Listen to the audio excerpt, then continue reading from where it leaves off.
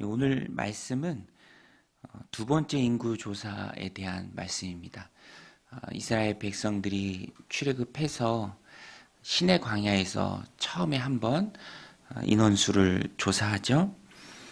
그런데 이제 40년이 흘러서 이제 한 세대는 가고 그 다음 세대에 이제 곧 가나안 땅에 들어갈, 이제 가나안 땅에 요단강을 건너갈 가나안 땅 건너편 모압 평지에서 두 번째 인구 조사를 한 것입니다.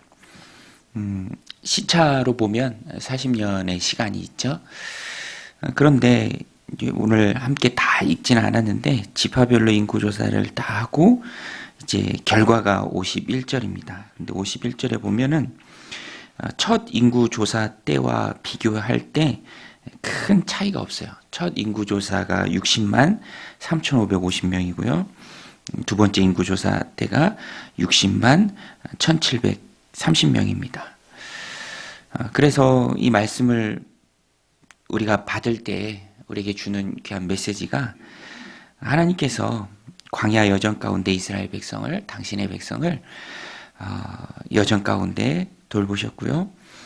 물론 시간이 지나서 또 죽는 사람들도 있었지만 그 민족, 또 하나님 나라, 그 하나님의 뜻대로 살아낼 민족의 수에 있어서는 하나님께서 신실하게 또 도우시고 또 지켜주셨다라는 것입니다. 그래서 뚜껑을 열었을 때, 결과를 놓고 봤을 때 여전히 하나님 백성, 하나님 민족의 그 정체성을 가지고 하나님 도우신 가운데 큰 차이 없이, 결과를 봤을 때 큰 차이 없이 하나님께서 돌보시고 또 지켜주셨음을 우리가 알 수 있습니다. 그래서 오늘 말씀이 우리에게 주는 교훈이 민족이, 또 우리의 삶이, 우리의 인생이 하나님 앞에 있을 때 나의 노력의 정도가 아니라 하나님의 도우심이 중요하다라는 것입니다.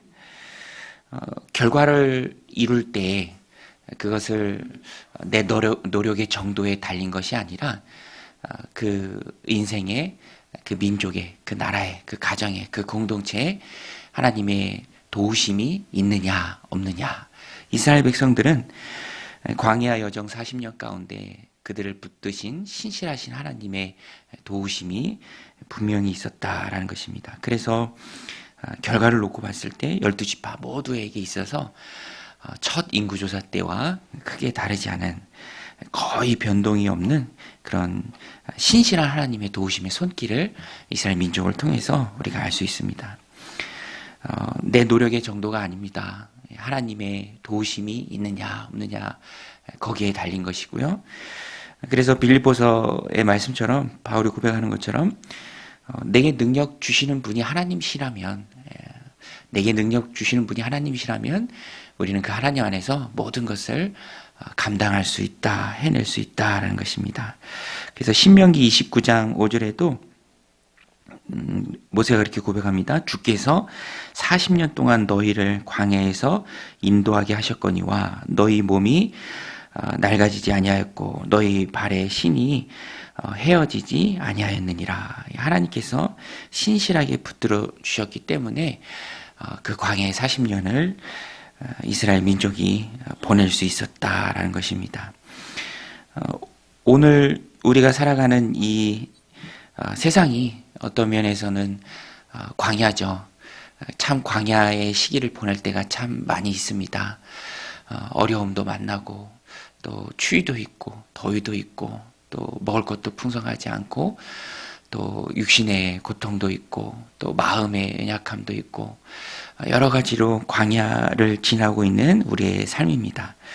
그러나 우리가 잊지 말아야 할 것은 우리를 도우시는 하나님의 그 은혜의 손길이 항상 우리와 함께 한다라는 것입니다. 에베소서의 말씀처럼, 에베소서 5장 1절이죠. 너희는 하나님의 사랑받는 자녀다.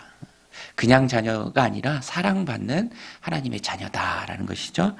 그래서 우리는 늘 광야 같은 이 세상을 살아갈 때에 나는 하나님의 자녀다.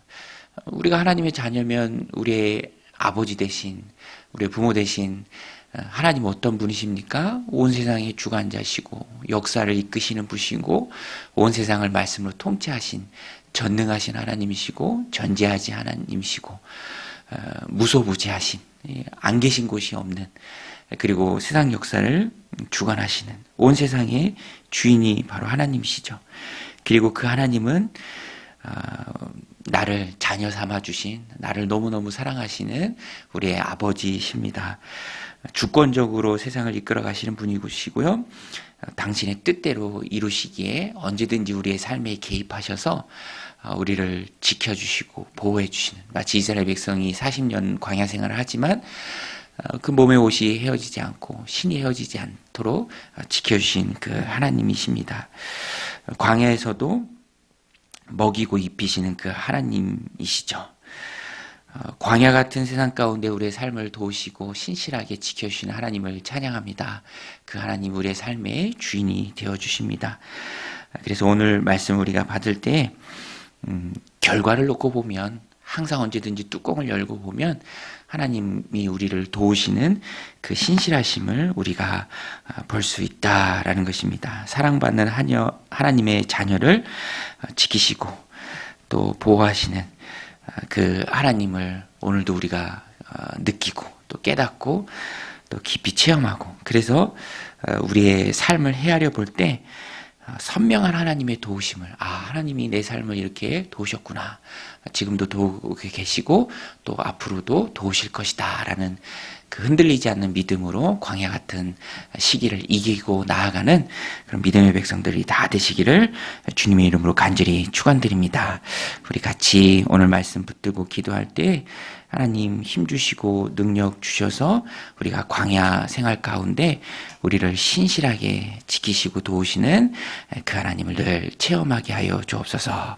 또 우리 공동체에서 안수님, 권사님 또 병중에 있는데 우리 하나님 지켜주셔서 또 아무 일 없이 또 건강하게 함께 하나님 예배하도록 하나님 신실하게 지켜주시옵소서. 우리의 기도를 필요하는 많은 이들 마음에 품고 이 아침에 함께 기도하며 나아가겠습니다. 함께 기도합니다. 하나님 아버지, 오늘도 저희들 주님 전에 불러주시고 또 기도하게 하심에 감사를 드립니다. 하나님의 은혜 부어주셔서, 하나님이 힘주셔서 하나님이 기뻐하시는 많은 일들을 힘있게 이루는 오늘 하루가 되도록 주님 역사하여 주시옵소서. 특별히 하나님 광야 중에도 우리의 삶을